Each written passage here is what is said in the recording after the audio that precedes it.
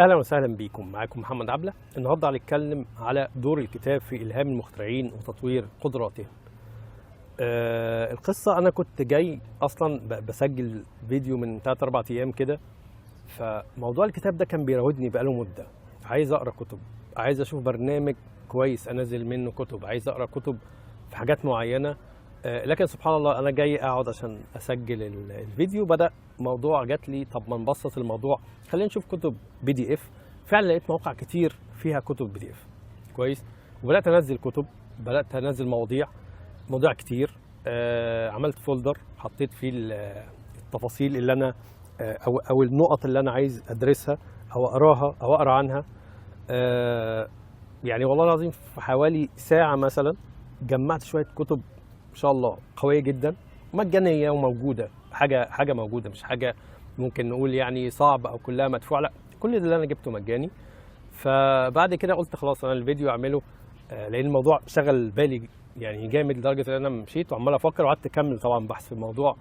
لما روحت فانا قلت طيب خليني بما ان الموضوع جه كده، قلت برضو دي حاجه انا حبيتها لنفسي عشان اطور بيها قدراتي وانمي من نفسي. فقلت طيب خلينا انقل لكم برضو النقطه دي، ان شاء الله تستفيدوا منها، تكون ان شاء الله فايده ليكم وتساعدكم بشكل كبير.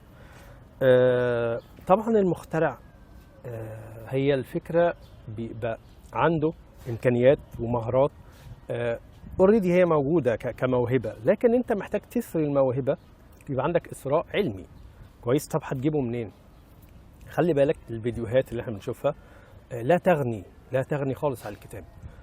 في حاجات معينه لازم تقراها وهي ما بتتعلمش غير كده، مهما حضرتك فيها وقلت لك خلي بالك واعمل كذا، خد بالك من كذا، مش هتستفيد قد ما تتعلم من الكتاب. وممكن تسمع محاضره تثبيت للكلام، او حد شاف رؤيه مختلفه، او حد بيبسط لي الموضوع اللي انا بتعلمه. لكن في حاجات هي ما تنفعش غير كتاب، وفي حاجات تنفع كتاب ومحاضره، وفي حاجات تنفع محاضره او حاجه بشوفها بعيني زي الحاجات العلميه، مثلا التجارب العلميه، الحاجات الوثائقيه ممكن اشوفها بعيني تغنيني فعلا عن كتب كتير. لكن برضو محتاج الكتاب كاساس علمي، لان انا بتكلم، انا مخترع. انا لما يوقفني حد او يسالني حد في مجالي مثلا، هل هتكلم بطريقه علميه ولا هبدا اقول له يعني تركب حاجه على حاجه، دي على دي؟ انا مش عارف المصطلحات ومش عارف اتكلم ازاي. ده بيأثر عليا وبيضعف مني قدام الناس او شخصيتي كمخترع اللي انا محتاج اسريها. يعني لازم اكون انا مخترع ليا قيمه علميه، ليا قوه علميه كويس. فخلينا نخش على طول في الموضوع. فانا قلت طيب خليني بما ان انا دي حاجه احبها لنفسي، فانا قلت برضو انقلها لكم ان شاء الله تستفيدوا منها، وزي انا بحبها لنفسي اكيد بحبها لكم ان شاء الله انها تفيدكم بشكل كبير. اول حاجه انا هقولها لك، لان انا ده بداتها من زمان، يمكن مش دلوقتي، لا ده انا دلوقتي مرحله تانية. اول حاجه انا جيت صارحت نفسي وكتبت المشاكل اللي عندي. انا بتكلم قدامك اهو على اليوتيوب، بطلع في محاضرات، بطلع في لايف، بطلع في التلفزيون، هتبحث هتلاقيني بتكلم في كله تمام ومية مية. الشخص اللي كان بيتكلم قدامك ده او اللي انت بتشوفه دلوقتي ده، انا كنت زمان يعني مستحيل اتكلم. ممكن لو قابلتني انا ما اعرفش اتكلم معاك، انت لو قابلتني تتكلم معايا مش عارف اتكلم معاك. وبالتالي كل حاجه ولو بسيطه، يمكن انا فاكر ان انا اول مره بدات يعني احاول اتكلم واخد خطوات شويه لما دخلت نجوم العلوم 2010 انا بدات اخد يعني احاول. طبعا عارف هو ليفل كبير، وتعبوا معايا جدا عشان يعلموني ازاي اتكلم قدام الكاميرا، ويقولوا لي تعالى اتفرج، شوف انت ما تبصش للكاميرا، ركز كده، ما تركزش مثلا في جنب واحد. يعني لما فهموني الموضوع، وانا برضو خدت قبليها برضو خدت ورشه، عشان انا كنت بضطر ان انا حاضر بعد نجوم العلوم طبعا كده بقى عندي خبره، فكان غصب عني، دي حاجه صعبه عليا جدا. اذا كان انت شايفني دلوقتي فانت شايفني من بعد ما اتعلمت وخدت خطوات كتيره. فانا عايزك تقيم نفسك من حيث كذا حاجه. انت شايف مستواك ايه العلمي؟ ودي نقطه مهمه، انت الوحيد اللي هتقيم نفسك. ما ينفعش انا مثلا، انا اسف يعني، ما ينفعش انتوا مثلا المتابعين اقول لكم ايه رايكم في امكانياتي، تقولوا لي لا ده انت ممتاز وكده. طب ما يمكن اللي انا عرضته عليك ده كل امكانياتي، انا ما اعرفش اكتر من كده. فانا لازم كل شويه انا اكتر واحد اعرف اقيم نفسي. يعني انت ممكن تسمعني فتلاقي والله ما شاء الله كلامي كويس، لكن انا ممكن بالنسبه لحد اعلى لا انا ضعيف، وممكن لواحد لعالم اعلى من العالم اللي هو اعلى واعلى واعلى، هتلاقي مستويات مختلفه. احنا بالتدريج مدرجين، كويس، مش كلنا مستوى واحد. فاللي اقصده اللي احنا عشان تعرف مستواك اعمل تقييم انت لنفسك. هتقولي طب انا هقيم نفسي، يعني انا شايف نفسي كويس. لا، انا عايزك تقيم نفسك بصدق. تقيم نفسك بصدق يعني ايه؟ يعني تقعد كده بينك وبين نفسك تمسك ورقه، انا قريت ايه؟ انا اعرف ايه؟ ماشي، انا عارف الدراسه دي حاجه اجباريه، يعني انا اسف، لولا انت دخلت المدرسه ودخلت بعديها الكليه واتطلب منك تتعلم ده ما كنتش اتعلمته. طيب انت اتعلمت ايه غير اللي فرض عليك؟ يعني انت تعرف ايه مثلا في كذا؟ يعني حدد بقى المجالات. انت طبعا كل واحد ليه مجاله كمخترع، انا عايزك تحدد، شوف انت امكانياتك ايه بين ده. يعني مثلا لو احنا قلنا حد انا تخصصي مثلا بحب حاجات الفضاء، بحب تخصص الفضاء، عندي اختراعات مثلا في الفضاء مثلا، كويس. طيب انت مستواك ايه في الفضاء؟ ايه العلوم انت هتعرفها؟ ايه الكتب اللي انت قريتها؟ تعرف نظريات ايه؟ كويس. يعني انا برضو اتكلم في الهندسه، طب انا اعرف ايه النظر؟ انا ده انا اللي اعرفه، وانا ده اللي هصارح بيه نفسي. فاول حاجه لازم تقيم نفسك علميا. وبعد كده في نقطه تانية برضو حلوه، انت شوف قدراتك ومستواك ايه. انت شايف نفسك بالنسبه مثلا لحد ناجح، احنا بنتكلم عن المخترعين طبعا، قيمت نفسي بالنسبه لمخترع ناجح. قلنا مخترع ناجح والله هيقول لنا وجهه نظر، انت كل واحد ليه وجهه نظر، انا برضو مش هقدر افرضها عليك. انت شايف والله النجاح بالنسبه لك لشخص، انا شايف اللي هو يبقى عنده شركات وعنده كذا وعنده كذا. واحد تاني يقول لك لا، انا شايف النجاح لشخص مخترع يكون مشهور. انا واحد تاني يقول لا، انا شايف يكون شخص عنده علم مكتوب، عنده كتب مثلا. كل واحد يقيم نفسه، تمام، يشوف نفسه ايه اللي ناقصه، ايه اللي ناقصك انت من الباكج دي كلها، انت ايه اللي شايفه ناقص. هتلاقي في الموضوع ده لو عملت بحث هتلاقي اللي فيه لكل حاجه من دي كتب او مجموعه من الكتب، كويس. فعندنا مشاكل، طبعا عندنا مشاكل. ممكن تلاقي مثلا انا في الكلام مش بعرف اتكلم كويس. طيب هل معنى كده ان انا اتفرج على فيديو يوريني ازاي اعمل بادي لانجوج كويس واتكلم واعمل ايدي كده واعمل كذا حلو، فالناس تشوفني كاني بمثل؟ طب امتى يطلع مني تلقائي؟ لما افهم العلم ده ليه. يعني لما افهم ازاي اتكلم كويس، افهمها ليه انا بعمل كده، وليه ايدي بتعمل كده مثلا، وليه لما اتكلم على القوه اعمل كده. ليه النقط دي افهمها بطريقه علميه واقراها، عشان تبقى لما انت تشوفها مني طبيعيه، مش انا بمثلها بدون علم. فدي نقطه مهمه. الكاريزما نفسها كمخترع، برضو انا قلت اقول لك كام نقطه كده. المخترع نفسه محتاج كاريزما، يبقى عنده كاريزما، عنده شخصيه مختلفه، لان هو شخص مختلف. فانت عشان يبقى عندك كاريزما، مش عايزك برضو تاخدها بالشكل ازاي اتكلم مثلا وبتكلم بكلام. ممكن للاسف في ناس بتتكلم بكلام تحس هو مش الكلام، انت مش حاسه، مش متاكد هو ده كلام طالع منه، وتحس هو يعني كانه مؤلفه جايبه من حاجه، بيتكلم بحاجه مش جواه.